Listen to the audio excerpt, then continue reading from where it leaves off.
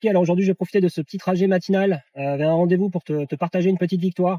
J'ai atteint 10K avec ma boutique en ligne.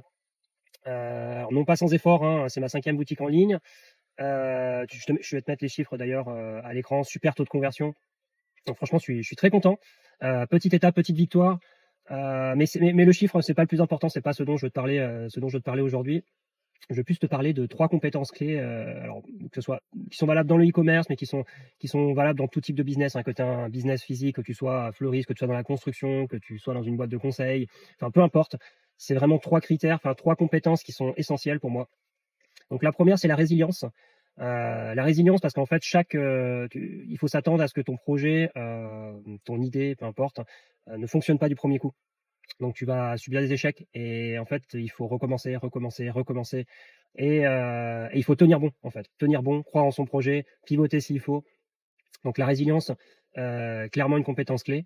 Le deuxième, ça va être, la discipline.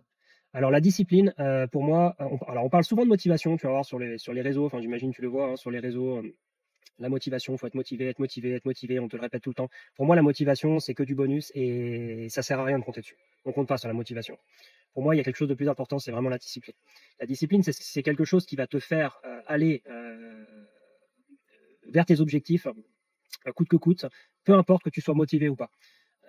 Par exemple, si tu dois travailler, si tu bloques sur ton planning 1 heure par jour pour travailler sur ton projet, ça peut être 1 heure par semaine, peu importe, euh, tu vas travailler dessus. Par contre, si tu te dis, bon, cette semaine, je travaille sur mon projet, il y a des jours, tu vas être motivé, il y a des jours, tu ne le seras pas. Et clairement, quand tu vas pas être motivé, bah, tu bosseras pas dessus. Parce qu'il y a beaucoup plus de moments dans une journée, dans une semaine, dans toute une année où on n'est pas motivé plutôt que de moments où on est motivé. Il y a toujours quelque chose, en fait. Alors, ça, c'est un effet un peu de société, mais c'est aussi un fonctionnement du cerveau humain, hein. C'est le fonctionnement du cerveau humain. On va souvent vers le moindre effort, en fait, hein. Ça, c'est en nous, hein. C'est presque instinctif. Donc, en fait, si on n'est pas motivé, on fait rien. Donc, et ça, c'est un gros problème parce que si t'as de l'ambition, des objectifs, et que tu attends après la motivation, clairement, tu n'iras nulle part. Pour moi, c'est vraiment la discipline. Donc ça, c'est un deuxième point clé. Troisième point clé, peut-être le plus important, parce que c'est quelque chose qu'on oublie souvent, et enfin, on oublie souvent une fois qu'on a passé le stade de l'école, c'est les compétences.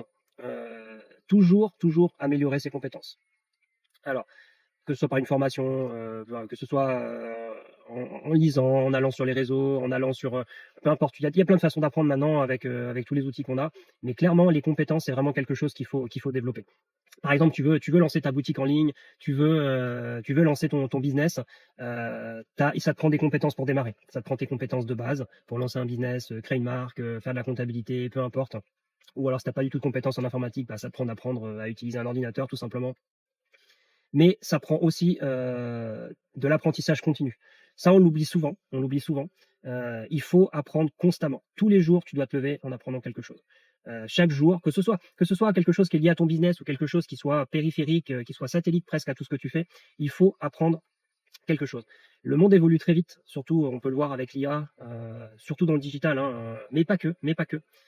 On peut le prendre par exemple, tu vois, là il y a eu la, la facturation électronique. Bon bah voilà, la facturation électronique, c'est pas du digital en tant que tel. N'importe qui doit le faire, que tu aies un business physique ou que tu aies un business digital, tu dois te mettre à la facturation électronique. Bon, bah, c'est quelque chose que tu dois apprendre. Tu dois apprendre constamment parce que tu vas te faire dépasser un moment ou un autre. Ça, c'est certain, c'est certain. Et on parle pas d'IA, là, on parle pas d'IA qui va remplacer un job. Ça, c'est autre chose. Mais peu importe, tu as toujours quelqu'un qui va se lever un matin, qui va vouloir lancer le même business que toi, sauf qu'il va aller 3 fois plus vite et il va te dépasser en un claquement de doigts et tu le verras même pas venir. Donc pour moi, troisième compétence clé, c'est développer justement ces compétences. C'est drôle, hein, je me répète, mais c'est vraiment un des points clés dans le business, c'est développer ses compétences. Donc résilience, discipline et compétences. Voilà. Pour moi, trois critères clés. Au-delà de ça, en fait, si je prends le e-commerce, enfin, si je prends cette expérience, en fait, cette expérience des 10K additionnée à mes autres expériences business, ça m'a ça m'a aussi permis, en l'additionnant, de développer des process qui sont redoutables et des process qui sont surtout duplicables et réplicables dans n'importe quel autre business.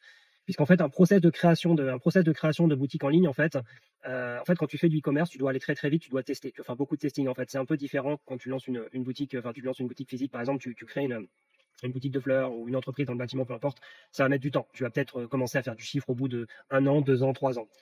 Sauf que si ça prend pas au bout d'1 an, 2 ans, bon, bah, tu vas recommencer, d'accord. Les boutiques en ligne, le gros avantage, c'est que vu que ça implique beaucoup moins peut-être de budget et on va dire que ça implique moins de moyens, mais pas forcément que de moyens financiers. Tu sais, as un ordinateur, une connexion internet, tu peux te lancer en ligne. Donc du coup, tu peux tester beaucoup plus vite. Donc maintenant, en fait, ça m'a appris, donc voilà, comme je te disais, un process redoutable et réplicable pour créer une marque. Maintenant, je suis capable de lancer une marque en 1 semaine et commencer à faire du chiffre. Et ça, et je te dis pas ça avec plein de temps libre, hein, en plus de mon job principal. Parce qu'en fait, la plupart des gens, j'imagine comme toi aussi, tu veux lancer ta boutique en ligne ou ta boutique physique, sauf que tu as déjà un job. Et forcément, hein, je te comprends, tu dois aussi payer les factures, tout le monde doit payer ses factures. Mais tu as un projet, tu veux faire plus, tu veux développer quelque chose, bah, tu peux le faire en fait. Avec un bon process.